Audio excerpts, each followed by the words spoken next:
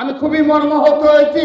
আপনারা যদি এই 4 মাসের বাস্তবতাই এই বিগত 15.5 বছরের যারা আজকে শহীদ হয়েছে তাদের কথা ভুলে যান, তাদের আত্মা ক্ষমা করবে না এবং কখনো সেই বিপ্লব সফল হবে না। আমাদের নেতৃত্ব কিছুটা সিনিয়র নেতৃত্ব, কারণ এই ছাত্রলীগের বিরুদ্ধে টিকে থাকার জন্য আমার এই ছাত্র দলের ভাইরা তাদের জীবনের শিক্ষা জীবনকে বিসর্জন দিয়েছে, তারা ক্যাম্পাস জীবনকে বিসর্জন দিয়েছে, তারা ব্যক্তিগত জীবনকে বিসর্জন দিয়েছে। আমরা অচিরেই জাতীয় নির্বাচনের রুটম্যাপ দাবি করছি, যেন একটি রুটম্যাপের মাধ্যমে সকল ষড়যন্ত্রের অবসান হয়। বিগত জুলাই আগস্ট আন্দোলন সহ প্রেক্ষাপট তৈরি হয়েছিল বিগত 15.5 বছর। ঢাকা বিশ্ববিদ্যালয়, জগন্নাথ বিশ্ববিদ্যালয় সহ এই সকল বিশ্ববিদ্যালয়ের ক্রিয়াশীল ছাত্র সংগঠন এবং শিক্ষা প্রতিষ্ঠান, জেলা মহানগর ছাত্র সংগঠনগুলোর গুম খুনের শিকার হয়ে রাজপথে দাঁড়াচ্ছিল। সেই প্রেক্ষাপট তৈরি করেছিল যেন এই বাংলাদেশ থেকে বিশেষকে এক দফার দাবি বাস্তবায়ন করা যায়। সেজন্য সকল ছাত্রলীগ ব্যতীত সকল ছাত্র সংগঠন এক এবং ঐক্যবদ্ধভাবে রাজপথে ছিল। সেই রাজপথে থাকতে গিয়ে শত শত নেতা কর্মী গুম হয়েছে, খুন হয়েছে, পঙ্গুত্ব বরণ করতে হয়েছে। আপনারা একজন গুমের কথা ভুলে যান। এখনই এই 4 মাসের বাস্তবতায় যদি আপনারা গুমের কথা ভুলে যান, এই অবৈধ ফ্যাসিস্ট হাসিনার আইন শৃঙ্খলা রক্ষাকারী বাহিনী কর্তৃক শত শত এই বাংলাদেশের ছাত্র এবং জনতাকে গুম করা হয়েছে, একজনও তার বক্তব্যে গুমের বিষয়টি উল্লেখ করেননি। আমি খুবই মর্মাহত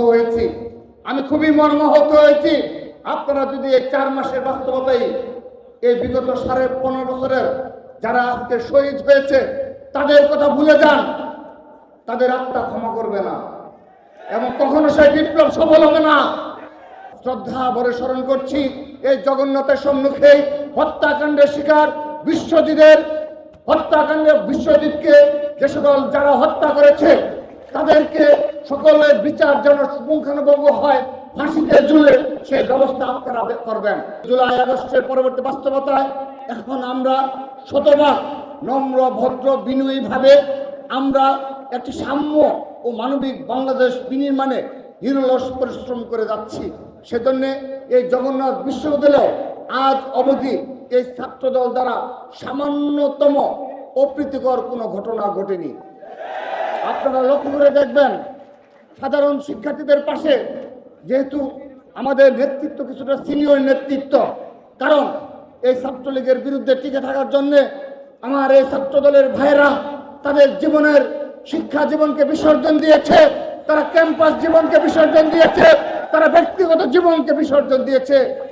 সেই ইতিহাস আপনারা ভুলে যাবেন না, ভুলে যাওয়া উচিত হবে না। তাহলে কখনোই সুন্দর সাম্য মানবিক বাংলাদেশ গড়ে তোলা সম্ভব হবে না। আমরা অচিরেই জাতীয় নির্বাচনের রুটম্যাপ দাবি করছি, যেন একটি রুটম্যাপের মাধ্যমে সকল ষড়যন্ত্রের অবসান হয়। এই জাতীয় নির্বাচনের রুটম্যাপ ঘোষণার মাধ্যমে খুনি হাসিনাও জানবে এই দেশে সাধারণ জনগণ ভোটাধিকার প্রয়োগ করবে, সাধারণ জনগণের সরকার প্রতিষ্ঠিত হবে এবং এই দেশে যারা দূষণরা বসে রয়েছে তারাও সচেতন হবে। এই দেশে আর কখনো ষড়যন্ত্রে লিপ্ত হওয়া যাবে না। তারা আর কখনো এই ইউনূস সাহেবের সরকারকে অসহযোগিতা করবে না, কোনো ষড়যন্ত্র করবে না। অর্থাৎ আমরা বিশ্বাস করি এই জাতীয় নির্বাচনের রুটম্যাপ যদি তারা ঘোষণা করে, এই দেশের আজকের যে বিশৃঙ্খল পরিস্থিতি, যে ধরনের ষড়যন্ত্র, যে ধরনের অনিশ্চয়তা, আমরা বিশ্বাস করি তার 80% সমস্যা ওই এক ঘোষণার মাধ্যমে সমাধান হয়ে যাবে, বিশ্বাস করি আমরা।